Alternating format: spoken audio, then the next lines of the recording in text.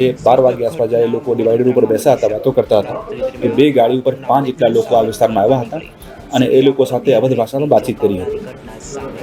જ્યારે એ લોકો પ્રતિકાર કરતા 2 લોકો એક બાઇકમાં જતા રહ્યા અને 3 લોકો જે રોકાયા હતા, આમાંથી એક લોકોએ પુરુષ મિત્રને ગોંધી રાખ્યા હતા અને જે બાકી 2 લોકો છે એ મહિલા સાથે આપણા પીડિતા સાથે એ શારીરિક સંબંધ બાંધ્યા હતા. સમગ્ર ઘટના વડોદરામાં બની છે. નવરાત્રી દરમિયાન બાળપણના મિત્ર સાથે ફરવા નીકળી સગીરા પર ગેંગરેપની ચોંકાવનારી ઘટના સામે આવી. આ ઘટનામાં 2 બાઇક પર સવાર 5 અજાણ્યા શખ્સો જે આવીને સગીરા અને તેના મિત્ર જોડે માથાકૂટ કરી, ત્યારબાદ એક બાઇક અને એનો શાંત થયેથી આખું ઘટનાની વિવેચનાની પાસેથી મેળવીને પછી ફરિયાદ દાખલ કરાવવાની પણ પ્રોસેસ આગળ કરવામાં આવી હતી. એ બધા અત્યારે તપાસમાં જોડાયેલી છે. સિટી પોલીસની ટીમ પણ અમે લોકોની મદદમાં જોડાયેલી છે અને અમે લોકો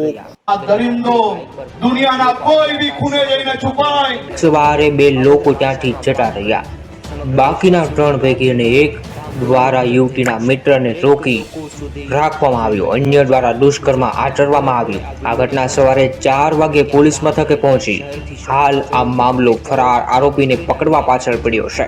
વડોદરા ગ્રામ્ય અને શહેર પોલીસની વિવિધ બ્રાન્ચ આ વિશે કાર્યવાહી કરી રહી છે. જ્યારે મોડી રાત્રે લક્ષ્મીપુરા વિસ્તારમાં 12:30 કલાકે મળી, ત્યારબાદ બંને ભાઈલીના આશાપુરા માતાજીના મંદિર આસપાસ વાત કરવા પર સ્કૂટી પર ગયા. દરમિયાન 2 બાઇક પર 5 લોકો આવ્યા હતા. સમગ્ર ઘટના પહેલા તેમણે બંને અભદ્ર ભાષામાં વાત કરી.